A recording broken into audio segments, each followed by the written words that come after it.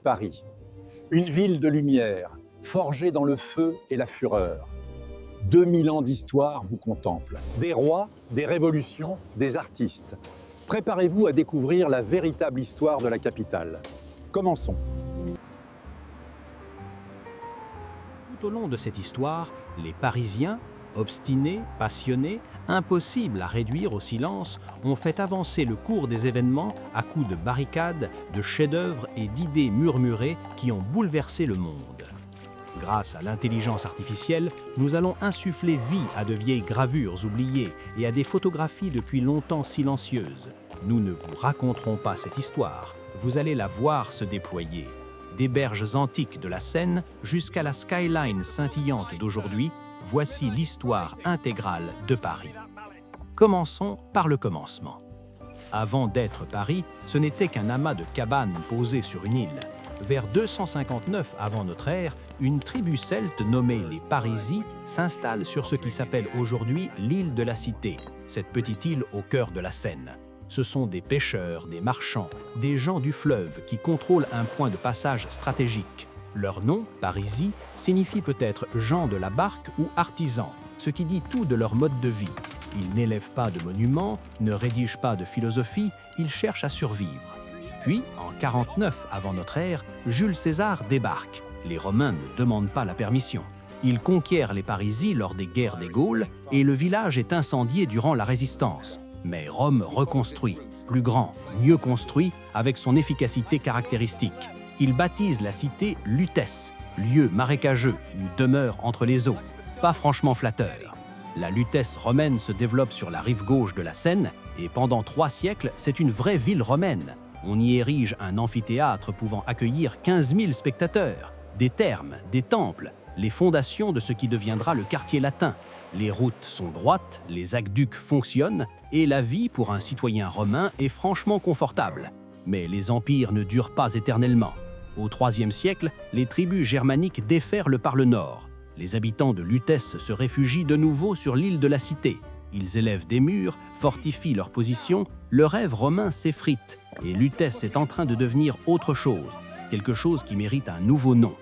Le 5e siècle est une ère de chaos. L'Empire romain s'écroule et des tribus barbares découpent l'Europe comme un festin. En 451, Attila et ses Huns marchent sur Lutèce. Les habitants se préparent à fuir. Puis, une jeune femme nommée Geneviève change tout. Selon la légende, Geneviève convainc la population terrifiée de rester et de prier plutôt que de s'enfuir. Miraculeusement, ou par coïncidence, les forces d'Attila changent de direction et épargnent la ville. Geneviève devient Sainte Geneviève, protectrice de Paris. Qu'on y croit ou non, une chose est certaine, Paris survit. Et la légende de Geneviève offre à la ville quelque chose dont elle a désespérément besoin, l'espoir. En 508, Clovis Ier, roi des Francs, fait de Paris sa capitale. C'est à ce moment que la ville prend vraiment le nom de Paris, emprunté à la tribu des Parisis, qui vivait là 1000 ans auparavant. Clovis se convertit au christianisme et Paris devient le centre spirituel et politique d'un nouveau royaume. À partir de 845, des pillards nordiques remontent la Seine et attaquent Paris à plusieurs reprises. Ils ne veulent pas s'installer, ils veulent de l'or, et Paris en possède. La ville rachète sa paix en leur versant 7000 livres d'argent, plus une rançon qu'une victoire. Le pire siège survient en 885, lorsque les Vikings bloquent Paris pendant plusieurs mois. Quelques centaines de défenseurs tiennent les ponts fortifiés face à des milliers de Norsemen. Ils résistent, à peine, jusqu'à l'arrivée des renforts. Paris survit encore, mais elle en tire une leçon durement acquise. Si l'on veut continuer d'exister, il vaut mieux construire des murs plus solides. Les 12e et 13e siècles sont l'époque où Paris s'impose incontestablement. En 1163, la construction de Notre-Dame de Paris est lancée. Il faudra près de 200 ans pour l'achever. Et le projet est d'une audace folle, un édifice si ambitieux qu'il semble défier la gravité. L'architecture gothique représente la pointe de l'ingénierie médiévale, et Notre-Dame en est le chef-d'œuvre. Ses arcs-boutants, ses rosaces, cette verticalité absolue tendue vers le ciel, c'est une déclaration. Paris s'annonce au monde. À la même époque, l'Université de Paris prend forme. Au début du XIIIe siècle, des érudits venus de toute l'Europe affluent sur la rive gauche pour y étudier la théologie, la philosophie et le droit. C'est l'une des premières universités d'Europe et elle fait de Paris une capitale intellectuelle. Le quartier latin tire son nom du fait que les étudiants et les professeurs y parlaient latin. C'est là que l'Europe médiévale apprenait à penser. Le roi Philippe II Auguste transforme Paris d'une bourgade médiévale en une vraie ville. Il fait paver les rues et bâtit le Louvre, une forteresse, un château conçu pour protéger la ville contre les invasions. Vers 1300, Paris compte environ 200 000 habitants, l'une des plus grandes villes d'Europe. Le XIVe siècle manque de détruire Paris. D'abord la famine. Les récoltes échouent partout en Europe dans les années 1310 et le peuple meurt de faim. Puis c'est la guerre de 100 ans qui éclate en 1337, mais rien n'est comparable à ce qui arrive en 1348. La peste noire s'abat sur Paris, l'une des épidémies les plus meurtrières de l'histoire. Les estimations suggèrent qu'entre un tiers et la moitié de la population de la ville périt. Les corps s'accumulent plus vite qu'on ne peut les ensevelir. L'odeur de la mort plane sur la cité pendant des années. Le commerce s'effondre. Des quartiers entiers sont abandonnés. Survivre à la peste à Paris, c'est voir son monde prendre fin. En 1420, les Anglais et leurs alliés bourguignons tombent à main de Paris. Pendant 16 ans, la ville vit sous occupation étrangère. C'est alors qu'une jeune paysanne de Lorraine change tout. Jeanne d'Arc arrive en 1429, convaincue que Dieu l'a envoyée sauver la France. Elle a que 17 ans, est illettrée et prétend entendre la voix des saints. Elle mène les forces françaises lever le siège d'Orléans, un tournant décisif. Jeanne est capturée, vendue aux Anglais et brûlée vive à Rouen en 1431. Elle a 19 ans. Mais son empreinte est indélébile. Paris est finalement libéré en 1436. Le XVIe siècle apporte à Paris beauté et bain de sang.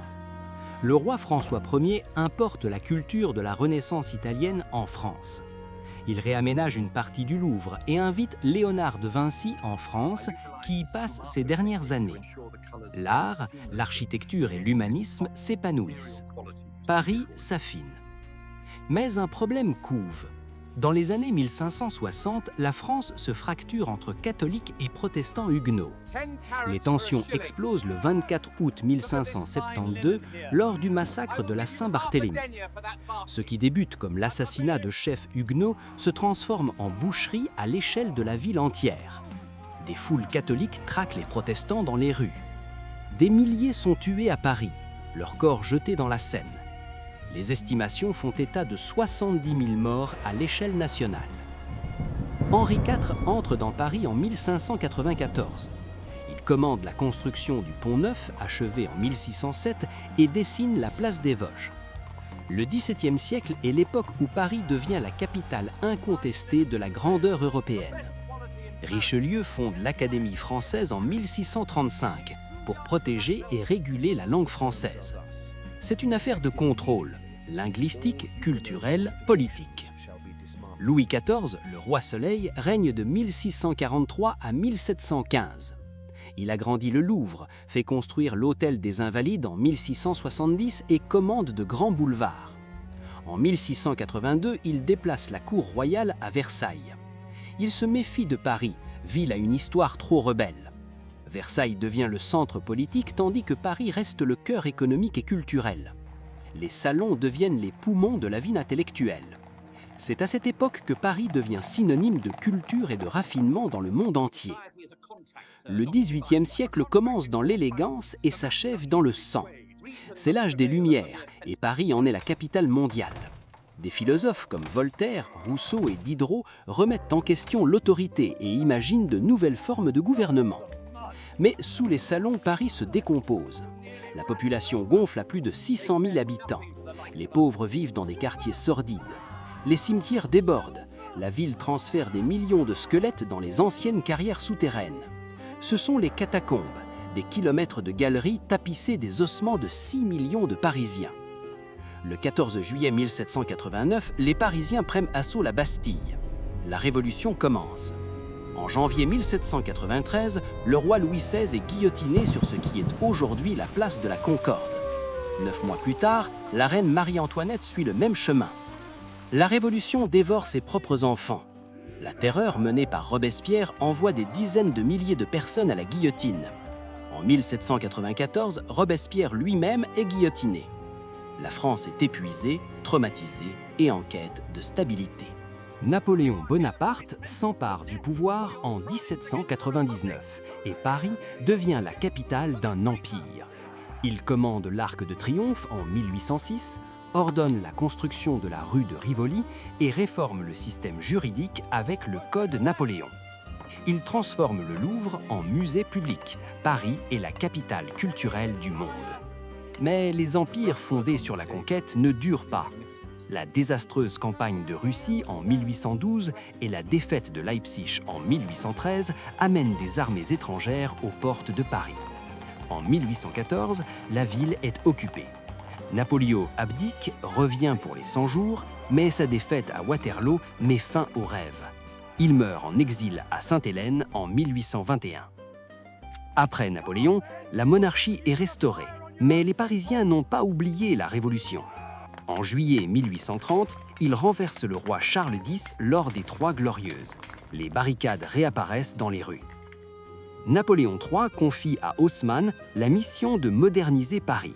De 1853 à 1870, des quartiers médiévaux entiers sont rasés, remplacés par de larges boulevards, des parcs et des égouts.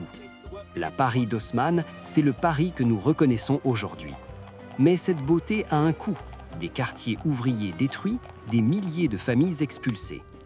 En 1870, Napoléon III entre en guerre contre la Prusse. C'est un désastre. En septembre, les forces prussiennes assiègent Paris. Les habitants mangent des rats, des chats et même des animaux du zoo.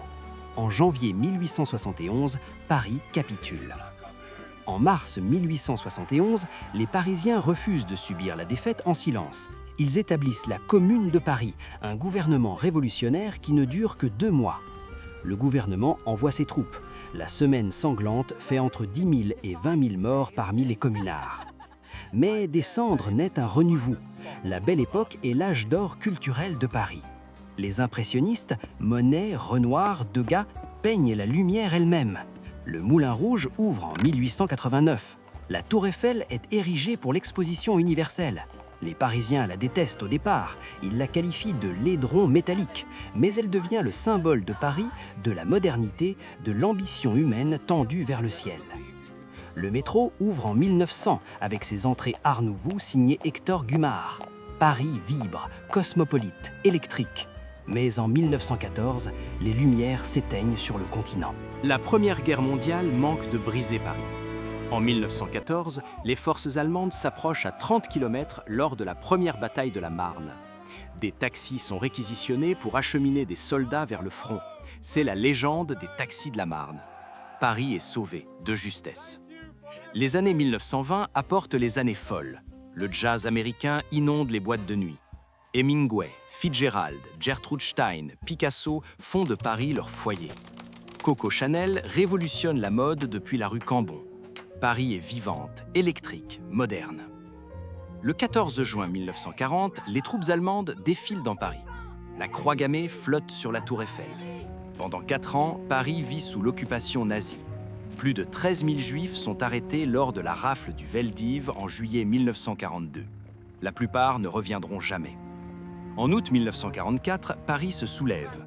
Hitler ordonne que la ville soit brûlée, mais le général von Choltitz désobéit. Le 25 août, les forces françaises et américaines entrent dans Paris. De Gaulle descend les Champs-Élysées en triomphe. Paris est libéré. Après la guerre, Paris doit se reconstruire, non seulement physiquement, mais spirituellement. Jean-Paul Sartre et Simone de Beauvoir tiennent cours dans les cafés, aux prises avec des questions de liberté et de sens après les horreurs du conflit. En 1947, Christian Dior présente sa collection New Look depuis l'avenue Montaigne, redéfinissant la féminité d'après-guerre et assurant à Paris sa suprématie dans la mode mondiale. En mai 1968, Paris explose de nouveau, non par la guerre, mais par la contestation. Des étudiants occupent la Sorbonne, des barricades surgissent dans le quartier latin. Mai 68 ne renverse pas le gouvernement, mais il bouleverse la France. Le terrorisme frappe Paris au XXIe siècle. En janvier 2015, des hommes armés attaquent Charlie Hebdo, tuant 12 personnes. En novembre, des attaques coordonnées font 130 morts. Paris est dévasté, mais refuse de se laisser briser. En avril 2019, Notre-Dame s'embrase. Le monde regarde la flash s'effondrer. En 2024, Paris accueille les Jeux Olympiques, s'offrant à nouveau une scène mondiale. Voilà 2000 ans d'histoire parisienne. d'un village de pêcheurs celtes à la ville lumière. Nous l'avons vu s'élever des cendres de l'Empire romain, survivre aux raids vikings, aux épidémies médiévales et à la révolution la plus sanglante de l'histoire européenne. Paris n'est pas parfaite. Son histoire est marquée par la violence, l'oppression et des chapitres d'une profonde noirceur. Mais cette ville a offert au monde des idées révolutionnaires sur la liberté et la dignité humaine, la conviction que les peuples ont le droit de façonner leur propre avenir. Si vous avez aimé ce voyage à travers le temps, abonnez-vous à la chaîne et activez les notifications. Une nouvelle plongée dans l'histoire chaque semaine.